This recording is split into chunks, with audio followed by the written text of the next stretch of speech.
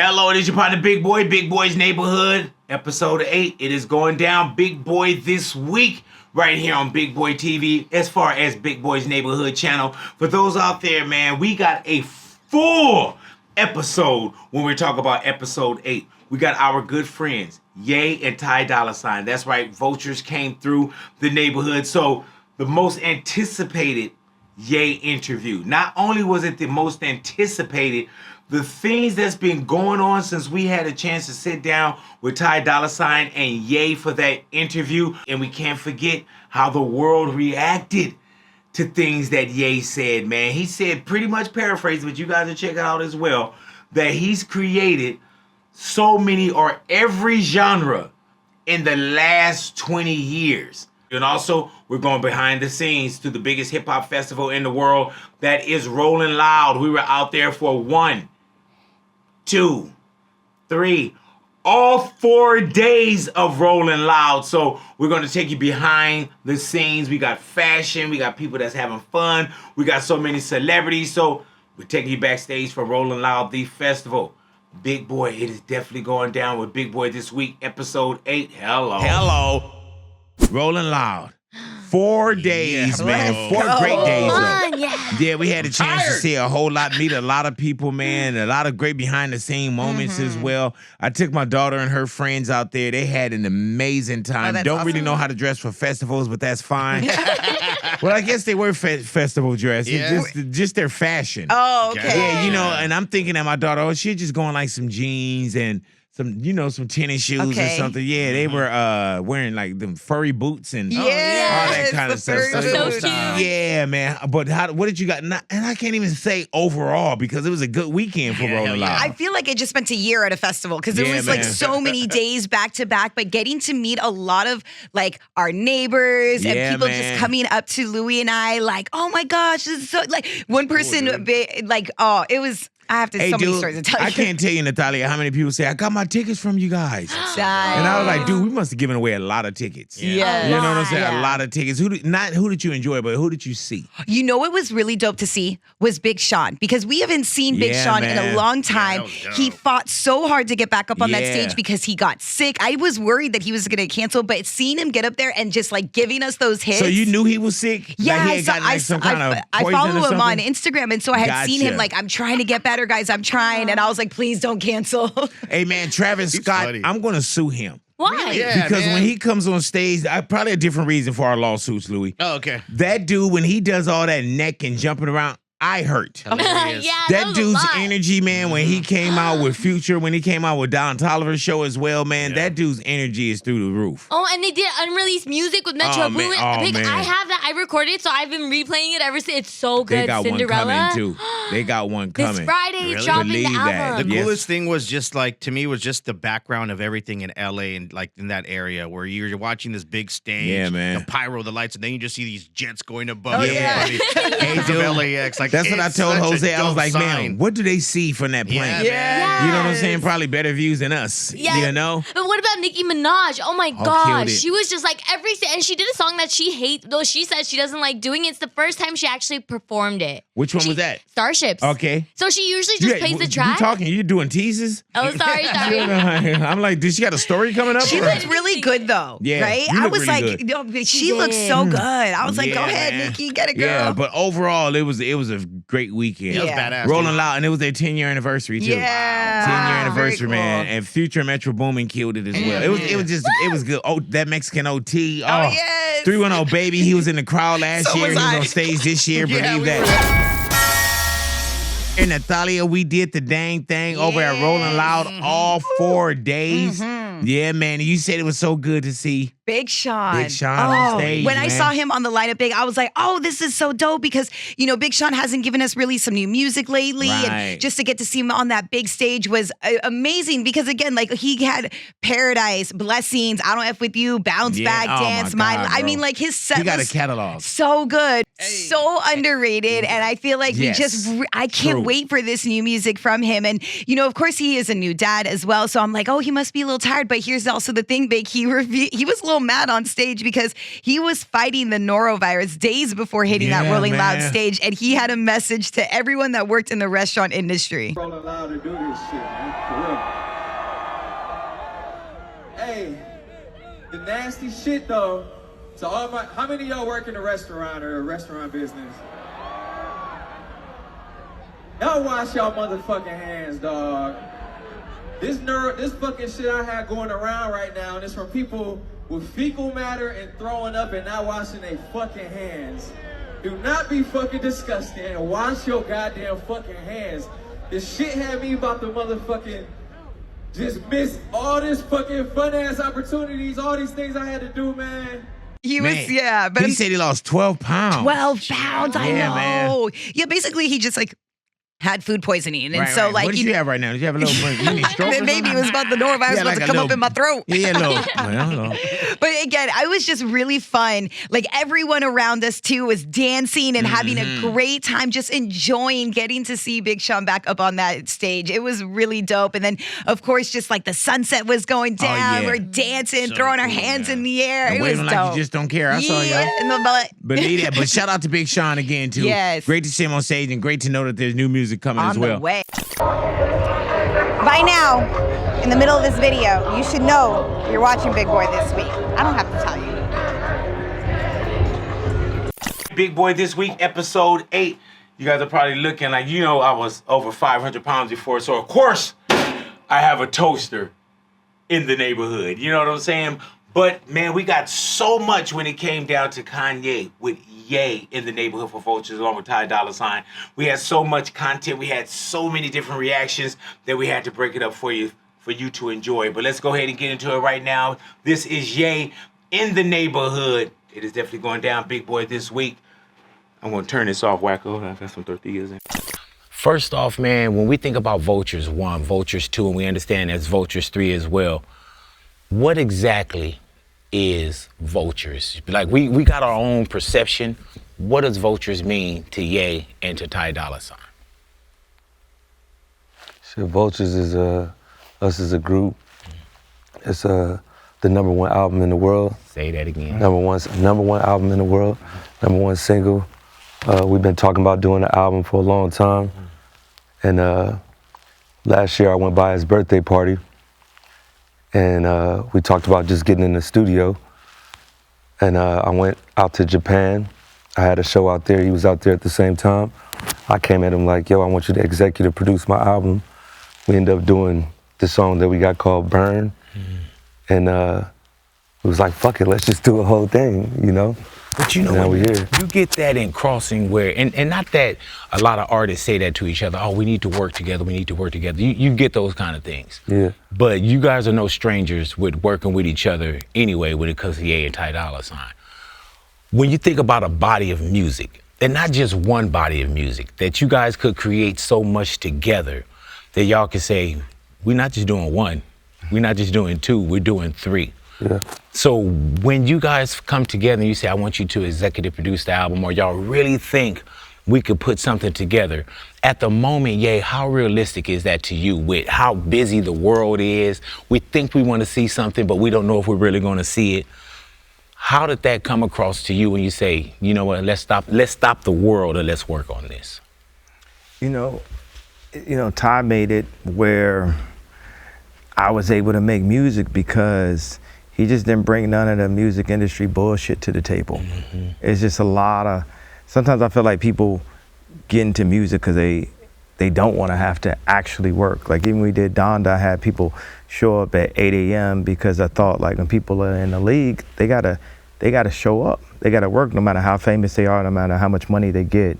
But music is something where, we'll be working at 3 a.m. or sleeping in, and I got to a point where I was, recalibrating my whole life, frustrated with a lot of the positions I've been in, and my focus over the past year and a half was the music and then the clothing, mostly the shoes. So I put everything I had left into both of those, in both of those channels, and they end up supporting each other at the same time. But Ty, even like how like Mike Dean didn't work on this project. Mike Dean was the kind of person that you could hand him something and he'll hand you a finished product back that you could decide, I like this, I like that. That's like how Ty, you can give him something, even like just a murmur of something. He could bring it back with the words. He can fix all the notes on it. He could bring the drums, the music. But more than anything on this project, he brought himself as someone who stood beside me when a million people told him to not stand beside me. And he also brought hit records. Like, people, we had this joke like, oh man, this is Jay's first #1 hit in 17 years. And this is Ty's first #1 hit in 2 years. Right, yeah. But we've seen a lot of really a lot of #1s for other artists when it comes to Vultures. You know what I'm saying? And I don't know, Ty, if you hear what we say on air, but I don't think people understand how talented you are and how you can get in there and pretty much do everything in the studio with your eyes closed, and you know what I'm saying, and bring in an orchestra, and we think that it's just one sound, but you're really orchestrating this musical ensemble and working hard, and people don't get a chance to really see that. We hear it, but we don't know what goes into it. I just say you better ask somebody. Yeah, and if you don't ask, sometimes you got to tell people what you're doing and how great you do the things that you do, because sometimes it sounds so not simple but so beautiful to us that we don't understand what goes into it. You know what I'm saying? The blood, sweat, and the real tears that go into making a project such as this. And the anointing. His, like you said, talent is like on some Prince. Like he can do what other people can do, and other people can't do what he could do. Like I can't play instruments. Right. I can't halfway even sing.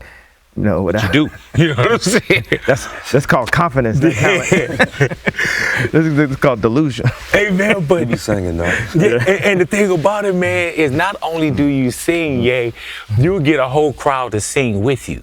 And the one thing that we do know is that when we hear you, we know it's you. You know what I'm saying? And there's a difference between, when you can put your own imprint into something and people know exactly what it is, then you have created something that's dear to us, And so when we look at music, bro, when we say music is a soundtrack to our lives. My daughter is 15 years of age, right? This Vultures 1, and I told her, I said 2 is ridiculous, because I've heard 2. This is a soundtrack to her life.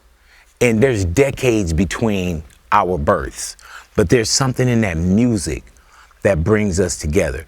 No matter how much clutter is going on outside, there's a safe zone or something that's in music that and especially what you guys created, and the people that y'all brought to the table, that I felt like, it's so cliche and easy to say, oh man, we were missing this, but we were missing this.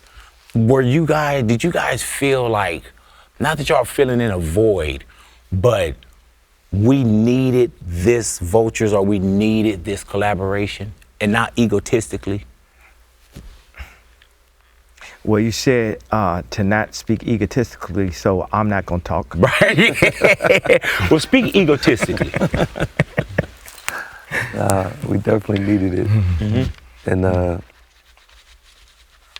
I could play all the instruments, I could put all the stuff together, but coming, in the studio with him, it was like taking it to a whole nother level, picking them parts. I'll come with a song, for instance, and the song will be fully done as far as I'm concerned. He come back, man, change that shit like 20 times. Yeah, no, not and yet. it go from a dance music song to Back to Me. Like if you would have heard the first Back to Me, it was like completely different. He took my song, put it in the ASR 10, which is a keyboard with a sampler, slowed it down, rocked the sample like that. Then that was in Japan. Then we get to Italy, we play it again, we got some words to it. Then we going through some drums. He pick a whole different thing. I'm like thinking it's not it. All of a sudden, it's crazy. So yeah, it does get worse before it gets better. It's like when girls have like plastic surgery like that, when they get like the BBL, they gotta like drive in the car and like they kind of like sit on pads, hurting each other. No, they can't even sit on pad and stuff. They definitely can't get on Spirit. They gotta. Yes, sir. So it get that like that moment right there. But then waking up and she gorgeous. I'm like, you know, I be like tell Ty like a song like the BBL's almost ready. Right. It's almost ready for the summer. Does he say that to you? Like, do y'all also not only compliment each other, can you tell each other what's not working? And can you put Ye back in the booth? Oh, and sure. can Ye put you back in? I tried to remove the cursing a bunch of times, and he was like, I was like, oh, what do you think? At the last one, I'm like, what do you think we make this thing all clean? He's like, No. Not this What one. is the difference though when you hear, and music is like life, you know what I'm saying? And life, you're kind of like this, you know what I'm saying? And some people try to put you into a yesterday mode.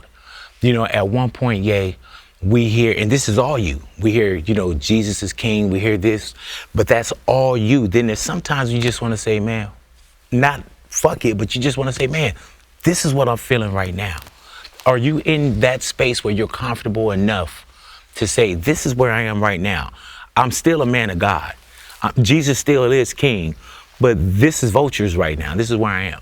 it is, but I have my issues with Jesus. There's a lot of stuff I went through that I prayed and I didn't see Jesus show up. So I had to put my experience in this world, my experience with my children, my experience with other people, my experience with my account, my experience with my brand, and my experience with the level of music that I was dealing with in my own hands. Like a lot of times I just feel like in our society in America, you know, people, Christians, we're depend on Jesus so much that we won't put the word in ourselves. And the main thing that really that I don't rock with is like, it's just always like, I'm gonna pray for you. And it's just like, you can actually physically do something yourself too, more than just pray. And we're so in this mentality that's all that needs to happen, but we ain't praying our way out of prison. We ain't praying our way out of the abortion clinics. We ain't praying our way to get our land back that was always ours after gentrification, after the Harlem Renaissance and Black Wall Street was burned to the ground.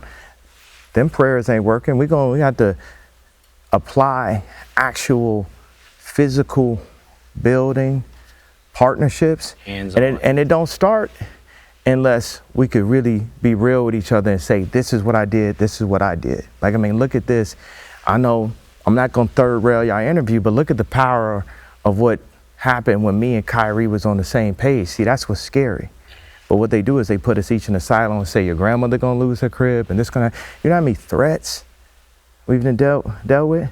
And I didn't pray my way through them threats either. I had to get up and do it myself. I had so much to do, I ain't had time to pray. So that's where, that's what my issue is. And look at where I'm at today. Show up. Show up, you know what I'm saying? I understand that that's a controversial. No, we gotta speak. But I dropped the con. No, we got, and that's just real life too, bro. The one thing that I wanted to, when we did get a chance to sit down, bro, is, you know, I didn't want to do a thing where, oh, we gotta hold back, and I don't even want this to feel like it's an interview. When we got together, bro, I said, man, I just want to have a conversation. You know what I'm saying? And sometimes when you have a conversation, you'll walk away and you'll say, okay, yeah, we hit some hard shit with that conversation. Some things I agree with, some things I don't, whatever it may be, but you got to have that conversation. And not only are we talking about music, but we're three men here with families. We're three men here with obligations, responsibilities, and that is some of the stuff that we do supersedes our entertainment. Yeah, like I had a responsibility to all the people that were stealing from me. Speak on it. Like,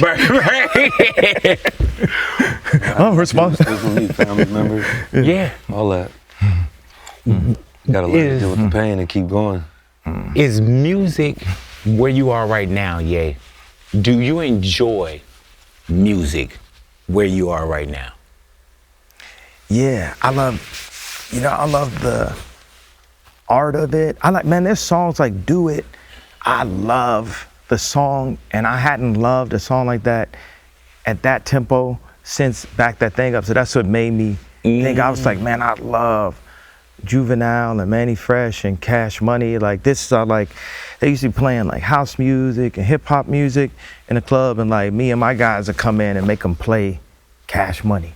Whoa, Kimo Sabe, big ballin' is my hobby. Like, and like Juvenile, the Hob video, and just the 400 Degrees album, and just leaning into things.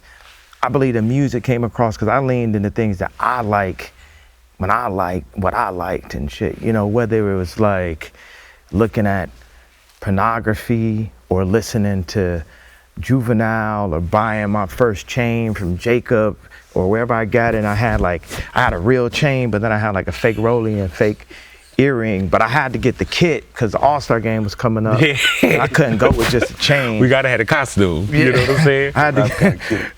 I had to get the Range Rover 4.0 and try to cover the O and make it a 6 because Jay-Z had like wiped that out. But all of these subjects, I remember sitting with North in Italy and playing her Back to Me and asking her, what do you think about this line in the middle of the song?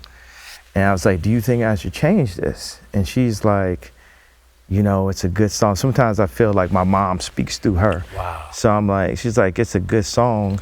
This is just a banger.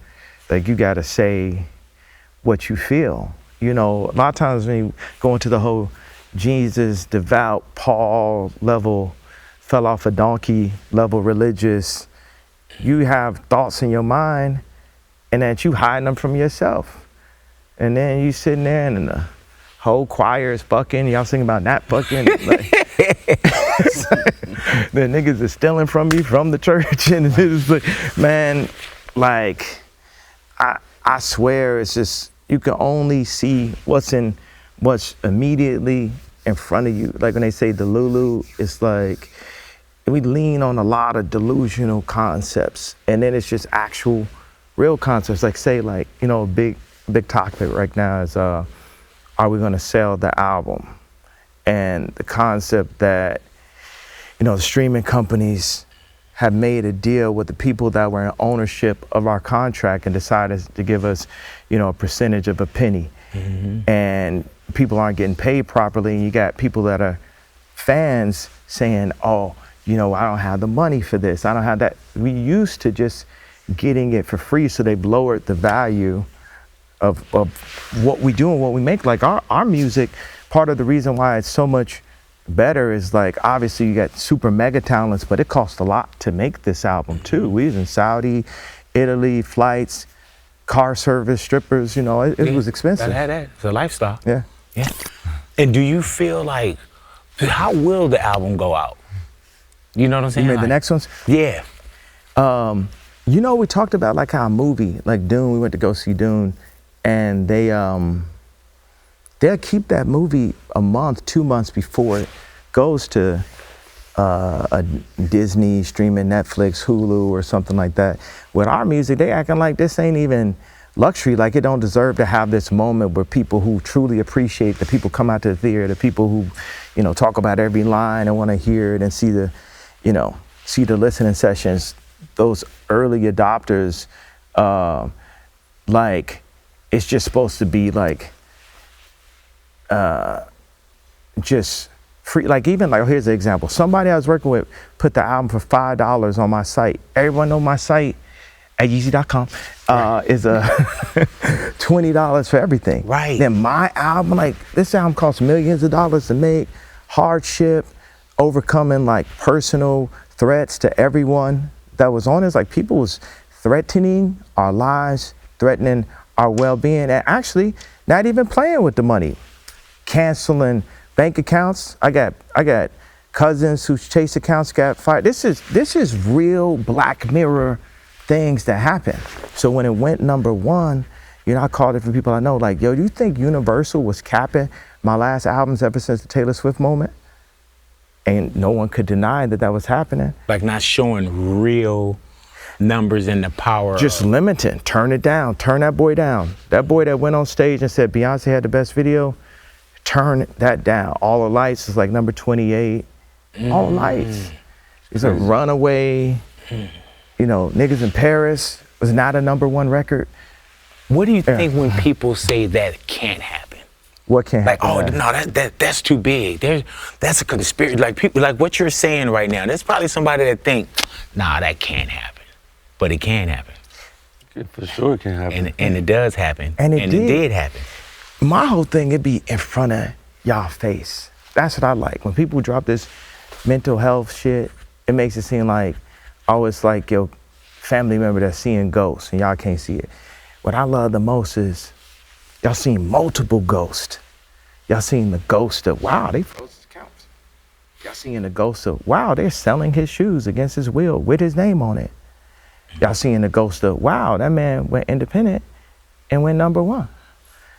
These are a lot of like myths. And then when the album came out, it's like they kept on taking it down, if you didn't notice. Yeah. And it went back up. And then it's like when Carnival's number 1 on Spotify, number 1 on Apple, number 1 on everything, something else went number 1 on Billboard, you know? And it took a while for that, but now we're number 1 on everything. So you can't deny it, bro. How do you not beat your brain up knowing that that if you're working and then you feel like something's not right here. There's a machine that's trying to suppress or hold it down. Like, how does that feel? Not even just as an artist, bro, as a person that's like really putting music out there and really that's really talented. And when you hand something up to somebody, you did your work. Now it's up to these other services or somebody to pick up and put the same passion in as you. I feel like you just is that another reason to just say, man, straight to our fan base? Yeah. Mm-hmm. And you know, just look at I'm just talk billionaire math. I'm gonna leave. No, go ahead. You know, it's like billionaires. They just didn't accept the indoctrination from school that makes you overthink stuff. Stuff is right in front of you. I looked at the math when I went to Adidas. They wasn't giving me a percentage at Nike. I went to Adidas. I looked at that math. Now I'm looking at just the conversion rates. Like we dropped the pods at $200 right before Christmas, and we got like 3,000 sales, and between the merch maybe made $1 million that one day on that website, which is low for the amount of sales and the audience that we had with the Yeezys. So then I always had this vision of doing everything $20. It's like my grandfather jumped through my body because he used to take me to the flea market when I was young, when I was lower than the table, and he had his house and he had his store across the lawn on the same property, and he had his Cadillac in the driveway, and he would go and teach me how to hustle and say, you know, and then go to stores in Chicago. You go to stores selling everything, some baby dolls, some toys, some fireworks, some other, like just whatever someone might need, like a Home Depot or QVC kind of thing. But it's his job as a merchant to do that. So it's like that merchant is inside of me. That's why I always think of all kind of products, from like house to shoes to the music, or like even when I was dealing with Balenciaga and Gap, there's times with the deal where it's just like grandfather just hopping through the phone, like speaking on my behalf, like what will my grandfather do in this situation? I got the head designer of Balenciaga doing Gap. So in this situation where, I mean, Apple, you know, I ain't never met with Tim Cook. They always send Larry Jackson or Eddie Q or Ebro to come talk to you and so, and I'm like, bro, I'm Steve. How I ain't gonna meet with, I'm the new Steve. How I'm not gonna meet with Tim Cook? You was employed to Steve. I'm Steve. So, and of this music game, I am, but not under Lucian. You're saying I invented every style of music of the past 20 years. I created the genre. I created weekend genre, Trav, Drake. You know, I'm going ahead and say, with all love, Future and Thug also, because the Auto-Tune album. 808s. If you think about it, everybody think about Trav, Weekend, and Drake, but no one thinks about Future and Thug also auto-tune album. Now, everyone, they added what it was to it, but here's a new genre. It's called making your own money genre. This music is called, like, take that middleman out, because they ain't giving us money, they giving us acknowledgement. I don't want your acknowledgement. And I went so far past any level of acknowledgement. I was banished, I was exiled, I was canceled multiple times. So what, I done had like my kids that show up to Sunday service right in front of everybody. And you know what I mean? Like I'm crying to see my daughter, and all of the usual suspects, the handlers, Dave Chappelle, Meek Mills, Diddy, all these people aren't in position. Now for us as celebrities, they got to call and put a leash on them. What we gonna do with Ye? He delusional, that's the best. Dave, give him a call. Diddy, give him a call. Tell him we ain't like the t-shirt. Tell him like right now the agenda is, this is the voting agenda for the celebrities, for the black. Make them do exactly what LeBron would do. Make them do exactly what Drake would do. And y'all know my stance on this. I want to say something about the number one. What's so good is the fuck you of it. And for everybody that's working at a normal ass job, like a fast food restaurant, or somebody girlfriend that left them for some nigga with more money, or whatever the fuck it is, all nigga want to do is just like pull up in that, so they can pull up right in front of this bitch and be like, fuck you. Now I just pulled up on everybody from last year cancellation, like, fuck all you niggas, fuck you, fuck your mom, fuck you, fuck you, fuck you. Hey man, was that where the social media, I don't know if it was it a tweet that you had put up? What's that? With the fuck yous. Was that like, is that what you're speaking on when you say, man, I was pulled this way, I was shut down, I was denied, and it feels good to inhale to just say, fuck you. Yes, fuck you. Fuck y'all. That's what people don't know. That's the exhale. Right. The exhale ain't like, I would like to thank, I ain't thankful. It's fuck everyone about this bitch. Like, can't nobody tell me shit. La. Wait till and you got the money right. What up, guys? Louis G, Big Boys Never Heard. We're here rolling out Los Angeles. Thank you guys for watching Big Boy this week. Let's go check out who's on the main stage. Come on. Hello. We have another Celebrity Hookup. I love you. I know. Alrighty, Celebrity Hookup. Who we got, Natalia? We got a Rolling Loud edition, Big, because Rolling love Loud was edition. in the air at Rolling Loud, and I'm not talking about people hooking up in the bathrooms. I'm talking about on stage between YG and Saweetie, Big. Yeah, Okay, man. so we knew that they were like dating for a while. They never really like confirmed their relationship, but then all these, reports came out, said that they broke up, they got too busy, but then we were like, I don't know if they really did break up. Maybe they just took a quick break. They're full on back, Big, because this is their interaction of them on stage. I love you, girl. Your fine ass. I love you too. Wait, you what? Say it again. You what? What? Say that shit again, girl, so the whole crowd can hear you. What? No, you said what? I love you, girl. Say it louder. I love you, girl. Rich niggas love pretty girls. I love you too, baby. You know I'm a good tonight. Oh, I know what you doing tonight. Dude, I was sitting out there like, stop, get out of here. Like, forget a room. They're in love. Yeah, man.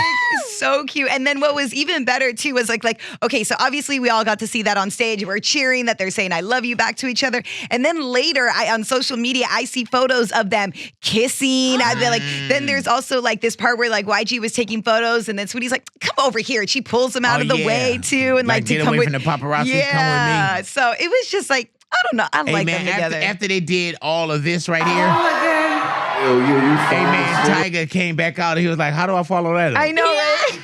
Tyga's an amazing performer, bro. Their set was really dope because, YG did like his stuff, by himself, and then Tyga did his stuff by himself. And then they come together and do even more stuff. Like just between them, there's so many hits. Tyga hit his lyrics and his vocals so well. He was fun. Every time. Yeah, it was really fun. People had a very, very good time dancing, just turning up, getting lit. It was so cool. It was good seeing YG and Saweetie up there playing with each other too. Yeah. I enjoyed that, I like man. the love. Yeah, man. And you should should be able to do that. What up, y'all? It's Natalia. I'm at Rolling Loud having the best time ever. And I know it's all about the music and the artists, but I wanted to know, what were people wearing? What were they wearing on their shoes? It's all about the fit check. This is the place for fashion.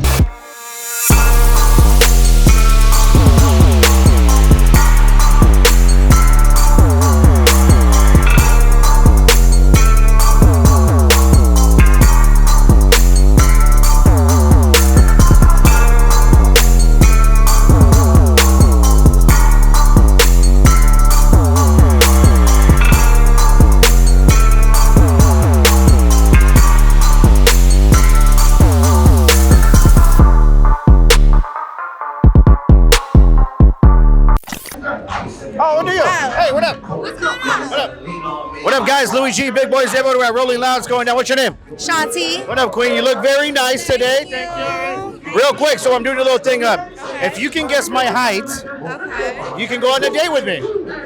So how tall do you think I really am? Let me see. I'm gonna say like a date with me. 6'5". You fucking serious? Okay.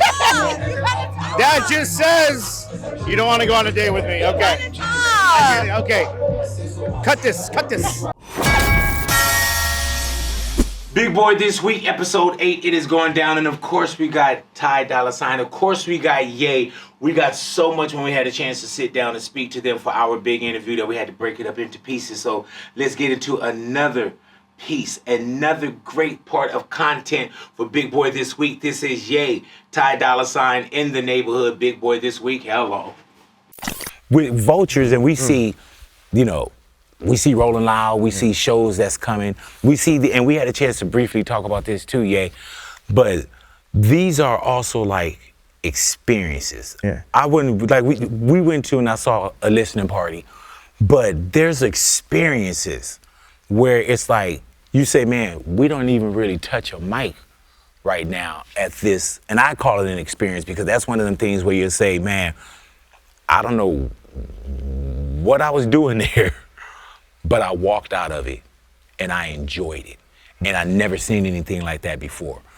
Is that what those experiences are right now? It's not just getting on stage, check, and doing the song. What does that Vultures experience look like to you? It's still better than other people's shows that have a mic.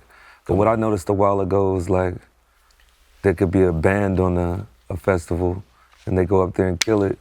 And then there's a DJ that just goes out there solo, never grabs a mic, they pay him way more. And like, you know what I mean? So you can still do it without grabbing a mic. You know, it's a way. And we found a new way, and just from even the way that the lights are to the way that the smoke is coming out, all that is the show. You know, like you gonna see tonight. What I saw, was that 2 days ago when we were in San Fran? We were sitting there and we turned on the smoke and the lights. I was like, wow, the smoke is like an opener. Yeah. Just the way the lights itself is like an opener, something to bring people into just a different experience. I remember sitting in front of we had an opening at our Melrose store and we were giving away these t-shirts that we had, I was happy about the fabric. It was like a real interesting cut.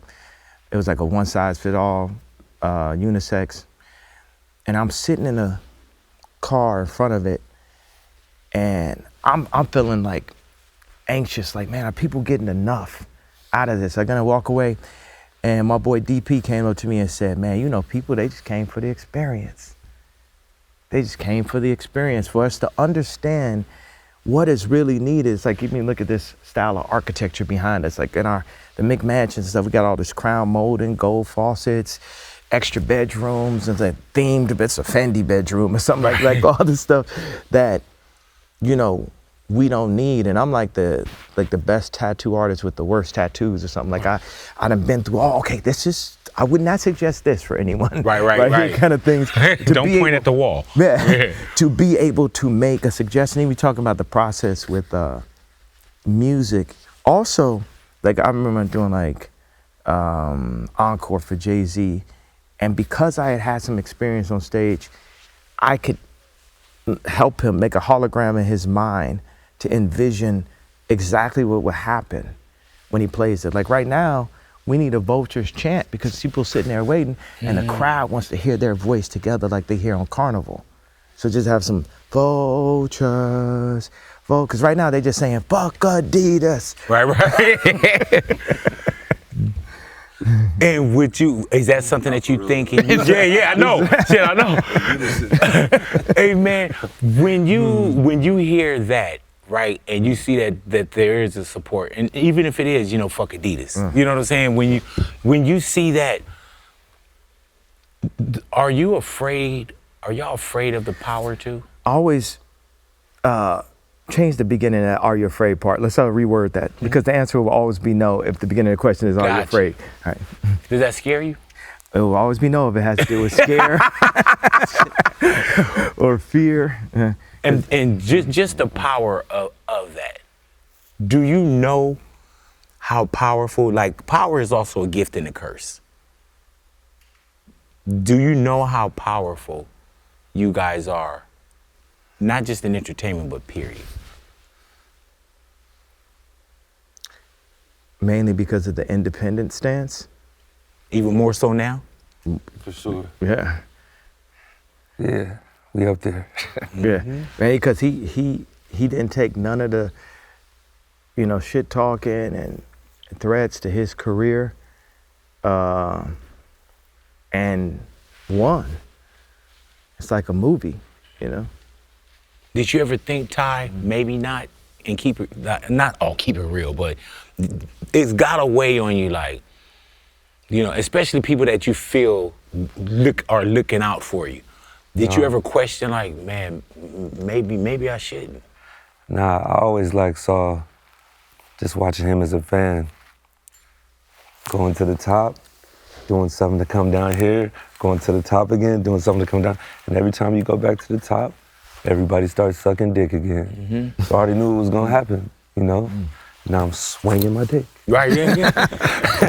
Hey, man, and when you say, man, like, damn, it's a real fuck you, and that's the exhale, Yeah. And before we had a chance to sit down, man, we were talking about the listening party that I went to that night. And I'm gonna put it out, bro. You told me, and if you don't mind my talking about it, you said, man, that it warmed your heart to see me there. And I really took that like, bro, thank you for that. Yeah. And I gotta ask you as well, why? I mean, it just, it's like Wizard of Oz, like the same people, the exact characters that were in Dorothy's life in real life were also there when she traveled to Oz, and were also there when she came back from the dream. And it felt like when I was sitting there, it was like, and you were there? And you were there? Yeah. And you were there? It just felt like I had come back from this Oz dream thing. I'm in a foreign country, walking around with no shoes on, no bank account. Like, I remember the day. And also because of, you were there the night before I went to the hospital. You were there at Sunday services, and we serving food afterwards. You were there when I was like super religious at Sierra Canyon, saying like, man, these soccer moms, they don't need to be wearing all these tights. Yeah. Yeah. So for me, I hit you up. I'm like, everything I ever did in LA, you always been there, you know? With me, radio is my job. You know what I'm saying? I'm a human being first. Yeah. And with you, bro, we've had some amazing quiet times. The interviews that people can just go and you can look at, fine, I take those. Yeah. But we have a lot of quiet times. I've been at the house, you've been at my house, we've sat and had long conversations, we've sat in silence, and our silence speaks volumes, and so at one point, bro, me and you had what I felt was not even a misunderstanding. I felt a certain way towards our relationship. And I'm not sure if you felt that same way towards our relationship.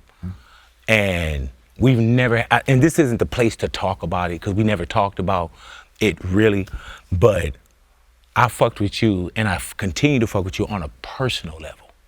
And that's totally different from, man, when does the album come out?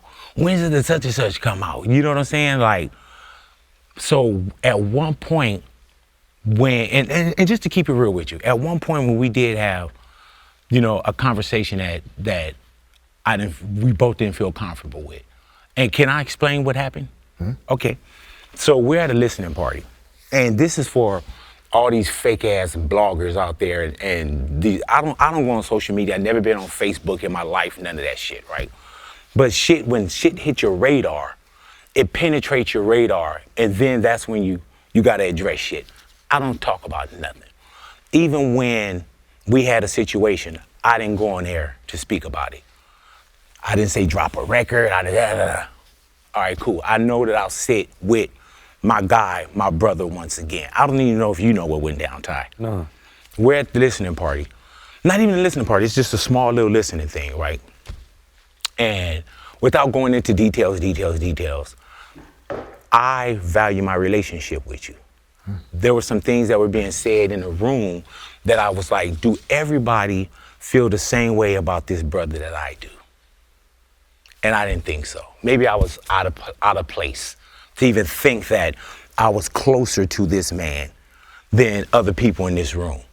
So things were being said, and I told my guy that I've said to him many a times before, you know, and you know, there's been times we're talking, I say, you probably don't want to say that. Yeah, I'm glad you said that to me instead of somebody else. This is just at the house or whatever, right? So when I'm hearing these things, I tell my guy, I say, hey man, don't let nobody knock you off your square. You remember that conversation? Don't let nobody knock you off your square. All right, boom. It's still being said, I'm looking, I like, you know, because we're in a good place. We listening to music, all this shit. Don't let nobody knock you off your square. So then it becomes this thing, I don't need advice, you know, and it gets a little loud. I get asked to leave. My guy at his spot, I get asked to leave. Doc and I, we leave. Jose, we leave. I'm sure that I'm going to talk to him again. You know what I'm saying? It took a minute. We talked. There was no hate. There's no fuck his record, fuck him, fuck that. Even in your lowest, bro, when people thought you're at your lowest, I sent you energy. My kids love you. My wife love you. So when I said, man, don't let nobody knock you off your square, I'm looking out after my brother. So for me to be asked to leave, I felt like, damn, man. But I never said fuck Kanye. Because if I say fuck Kanye, that's forever. I was just like, damn, that shit felt crazy. Talk to my wife, talk to my homies. All right, we'll catch up. That's why when I saw you that night, and when you said to me, man, thank you for coming, I don't think you know what that meant to me. Because and this is me with my fuck you. I don't know if you saw when I left that day. I left. But then I'm hearing, oh yeah, you know, they made Big do this and I'm a man, bro. I'm a man with motherfucking kids, homie. I'm a man from LA, a black man that's not defensive, that's not offensive, but my defense is motherfucking immaculate. And no man on this planet scares me. No man. I'm looking at some shit somebody sent to me. I didn't even watch the whole thing. Yeah, I heard people snatched them up and they grabbed them and they threw them out and they did this. No one touched me. People extra, bro. They're gonna tell you anything, like I was saying earlier. Yeah, no one touched me, and I just want to go on record to let people know, as I'm sitting here with you today, and I'm glad you gave me this chance to speak about it, bro. No one touched me. Ain't no bitch in me. Ain't no coward in me. I left out. I was asked to leave. What am I supposed to do? All right, cool. This your spot. I'm out. I was never on no fuck yay shit, but we had a chance to talk about it. And I'm glad we have a chance to talk about it now. And this is my fuck you to everybody that thought this couldn't happen. This is my fuck you to everybody that thought there's no man that ever touched me and didn't feel the wrath of Kurt Alexander, Ida's motherfucking son. And that's real shit. So to the person or people, I don't know how many people said it, fuck you. It never happened and it never will. And if you think it happened, you do it. Thank you. Yeah, exactly. Well, and you know I fucks with you, bro. Yeah. But I had to get that off of me, bro. I had to, and I've been waiting. You know what I'm saying, man? And thank you for giving me that opportunity too, homie. Because I'm gonna tell you straight up, man. I was a little pissed. You know what I'm saying? I was a little pissed, but we grown men, bro. And that felt good. Now let's come. Happy we all. No, and that's real, man. And that's real. And even people was like, man, you gonna bring it up? Like, and my shit is small. You know what I'm saying? I don't talk to everybody, bro. I don't trust everybody. I ain't fucking with people. You know what I'm saying? As you're talking about it, as I'm reflecting on it, I feel that me asking y'all to leave was from a place of love, meaning like, yo, I'm on one. I'm dealing with this right here. I don't want y'all to deal with it, to see it, to be in between it, to give me no advice on it, to steer me left or right on it.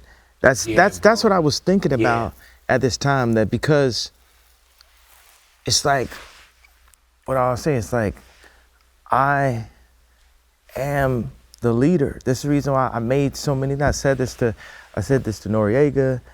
I said it's like everybody knows I'm the leader. I am the king, but then it be people who don't want to see it that way, or have other people that are control their bank account, or control their job, or control my kids, or control all of this. And people say, oh, he's crazy, he's this, he's that, it's volatile. But at a certain point, I'd be in a situation, like we had the Brazilian producer yesterday, and I was just telling him stuff about things I want to change, and he started telling me why it was good. I was like, wait a second. The reason why the albums are #1, the reason why it's this is because I specifically say this is this, is this, is this, is this. And there's certain type of situations where, like I said, my grandfather jumps to my body, I start channeling something. And it's more like a LeBron, like, get out the hole, I'm about to dunk kind of thing than it is like anything. Because, you know, like I said, one of the reasons why I was like thrilled that you were there is because of all those situations, but it wasn't that situation that I was talking about. I was talking about when you was at my house the day before I went to the hospital, and I was raising my voice. At that point, I don't remember exactly what it was about, but Night at the house? Yeah. I remember. I don't know exactly, but you gotta understand whether it's like Britney Spears, the TMZ, the 30-mile zone. You know, I'm like Hannibal Lecter. Hannibal Lecter can explain to you why he's locked up, and he also can break out whenever he feels like it. So obviously, I can break out whenever I feel like it. A big thing I had to learn over this past year and a half is to not expect anything from anyone, but also, nigga better not expect nothing from me. You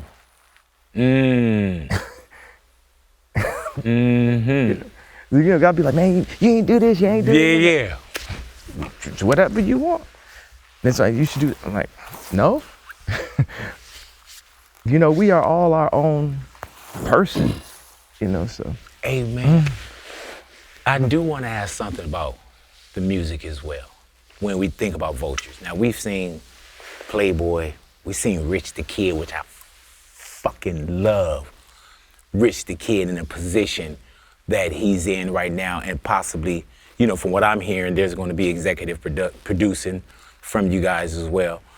But what's next on 2 and 3? And it's almost like with you, Ty, it's like there's people I know that want to fuck with Ye. But you know how sometimes you push somebody else to go, and then when they clear the minds, then you can just come through, you know, second or third. When y'all dig Vultures and the collaborations that you have on that, are those by design? And what happens in the next installments? With features and shit like that, how I look at it, I don't know what he thinks, but I always looked at features and how I use features is the same way I would use a drum sound, or I would use a bass sound or a synth sound or whatever, whatever fits the song. That's what I'm gonna call, whatever frequency they got that I feel that would match the song. That's how, you know what I'm saying? With Rich, it was like we was in Saudi. He called me, he was like, I'm in Dubai, what's up, what y'all got going? I'm like, we just out here recording this shit. He was like, I got an off day. I'm like, pull up. He pulled up. We got all these different villas in the city called Alula. He comes in my room. We do 2 songs that day. 2 of them is, one of them is Carnival. I was hesitant playing Carnival for him because at the time he was like, no hi-hats on the whole album, no 808s on the whole album. Yeah. Right? And this song was like fully like turned up. So it wasn't until we got to Vegas where we pressed play and he loved it. Immediately got on the mic, did his verse, which is one of my favorite verses. And then it went from that to taking the beat, changing the whole melody to where he laid this crazy one. And then it went from there to getting the Hooligans to do that part. And then Cardi got on the record and now it's like something new. So I would say that's what the goal is for Vultures 2 and Vultures 3. Always elevating, always taking, like, if you ask me the question what I think about music, I feel like I don't want to diss anybody, but at the same time, it's like y'all niggas got to get better. It's like people always copy the next shit. It's like so many, like 10 songs of the same thing of each different type of beat. We always think we're looking for the next or the sloppy carbon copy. Yeah. And every copy is a sloppy carbon copy, bro. Yeah, so to me it's about elevating, and I don't want to do nothing that I ever did before, you know? Man, and that's another one of them things, man, when we say the whole fuck you thing, the F you thing, it's like, just trust the process too sometimes, and then just watch. Just trust the process and then watch, you know? Have you been... start the song with that? I know the trust, the process. Oh, we're talking about shit for... Oh, no, shit to do that shit. Go ahead, though. You need me to come in and do that part? Yeah. Hey, man, like I told you, bro, I thought I was on Pablo.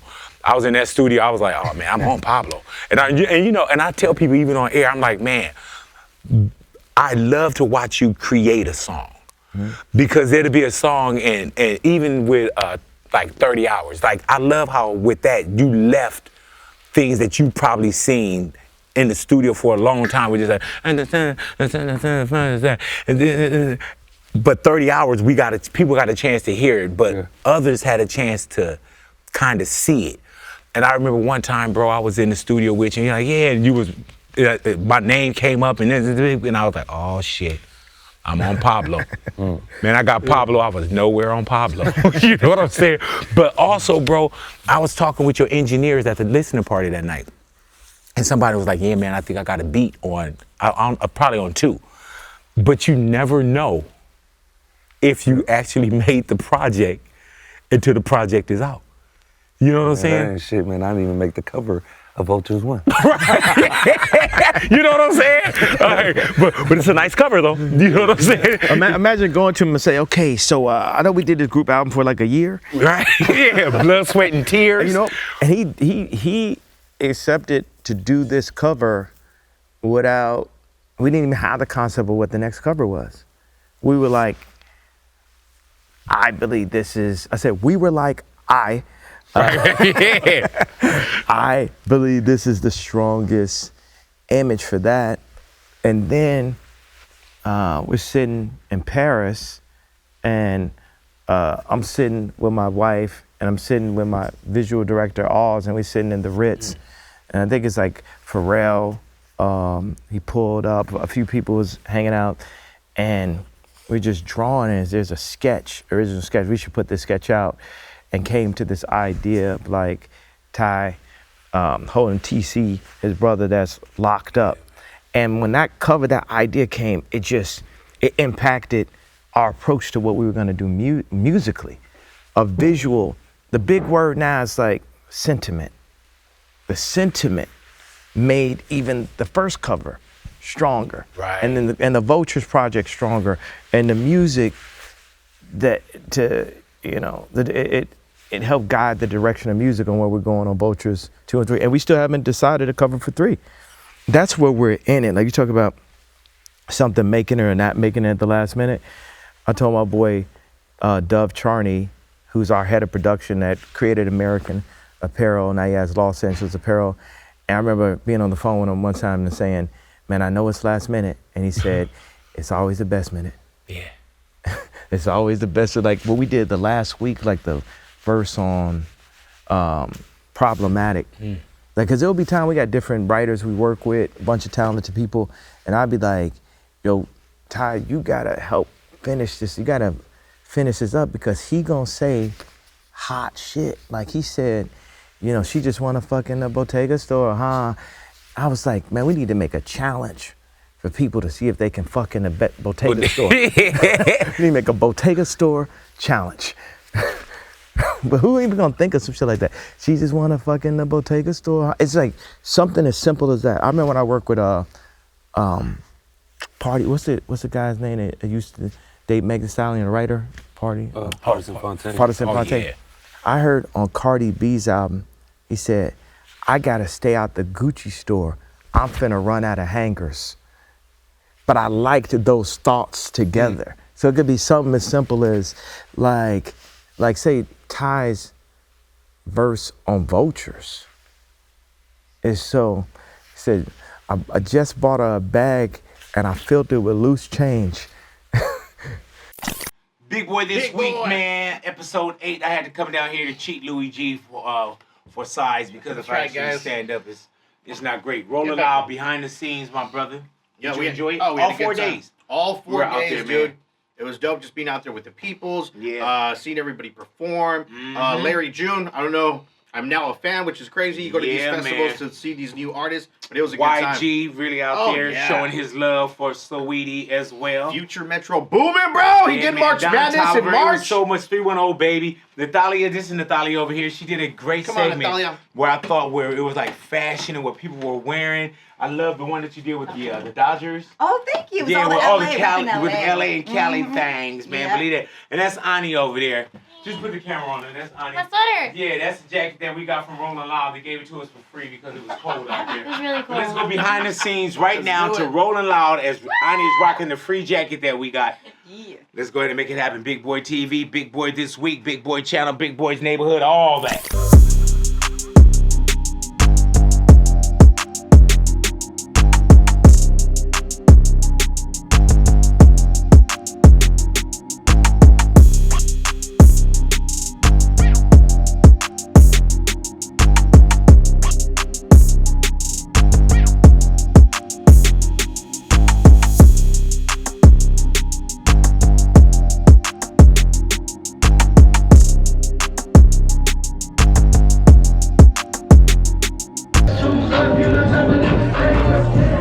What's up, guys? You're watching Big Boy This Week.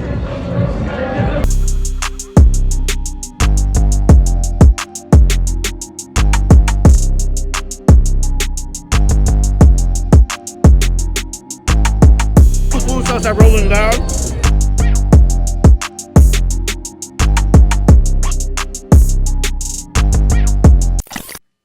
Real 92.3, LA's new home for hip hop.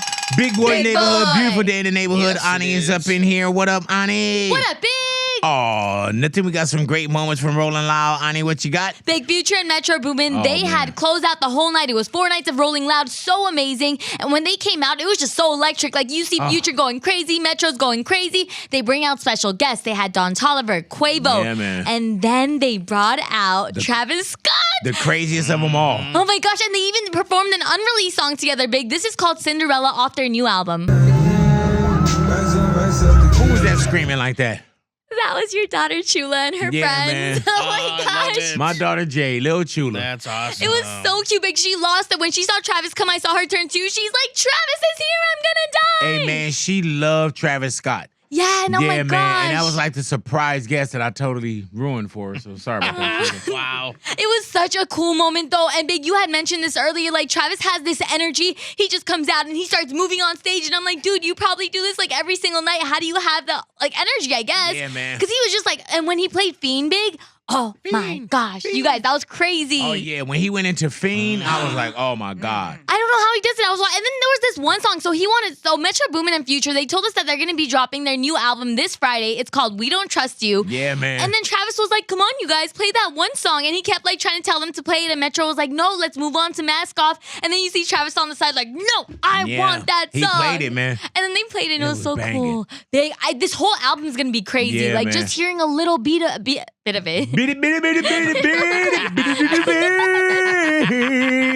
it is, man. And Metro Boomin, it's not too late. You can add that into the album as well. You know, I've always been at festivals and concerts, but I was studying Rolling Loud. I was studying porta potties. I was studying like grids for electricity, carts, to roll people. It was everything, man. But aside from the technical stuff I was looking at, just the way that artists come out and festivals, especially Rolling Loud, when you see people get together like that, you will see someone toss their phone on stage. The artist would, record and toss it back, and then make sure that phone got back to that person. That's so true, Big. I saw a few artists do that. Like Ski Mask did that with one of our friends, Day Day. And I was just like, what? That is so cool. You got your phone right back. Because I always feel like you're going to lose your phone. Yeah, well, Day Day been to a lot of festivals. I still wouldn't trust it. I guess, If somebody saw me throw my phone wouldn't come back to me. Oh, no, I don't think so. I would steal my phone. Yeah. And Louis G at the festival as well, man. Instead of, Louis at the bar, it was Louis at Rolling Loud. Dude, Louis it was at the festival. just so much fun. Like I said, just seeing people every other day, like, yo, we're back again. Oh, meet us here. Let's have a drink here. Every other day or every day? Well, every day. Okay. Yeah, right. just meeting the same people, just having drinks, grabbing some food with them, chatting it up, doing some videos, We're watching Chief Keef with a bunch of new friends that I met, and we were just going crazy. Like, how many people does Chief Keef roll with, bro? Hey, dude. There's probably like 70 people on stage. And those are just the ones they led to the front. That's insane. Yeah, man. And then everybody's up there without a mic. That is insane. Yeah, man. I was trying to take a video and I was like, where is he? Right. And I was like, the black one with the dreads. You're like, which one? That's it, Big Boy. I was like, that's it. Like, that wasn't major for Big Boy this week, episode 8. Episode 8, thank you guys for watching right here, man. Big Boy's Neighborhood is definitely happening, man. Big Boy's Neighborhood TV. Matter of fact, subscribe to all 4 of our channels, man. So many channels, I gotta do this. Big Boy TV. Big Boy TV, subscribe. Big Boy's Neighborhood, where you at, subscribe. Big Boy Uncut, subscribe. And also Big Boy TV Plus, subscribe. Once again, man, thank you to Ye. Thank you to Ty Dolla for being in the neighborhood, man, and having great moments. You can find that entire interview right here as well. Just click on over and make it happen at Big Boy TV. And also Rolling Loud behind the scenes. So many great people. Thank you to the neighborhood for all the hard work they did out there, man. And thank you once again for watching Big Boy this week, episode 8. I'm going to go ahead and get on out of here, man. I'm just going to tell y'all, next week, we got some superstars. Hell yeah. We're going to keep the heads ringing. Show a little California love as well. I ain't saying nothing else.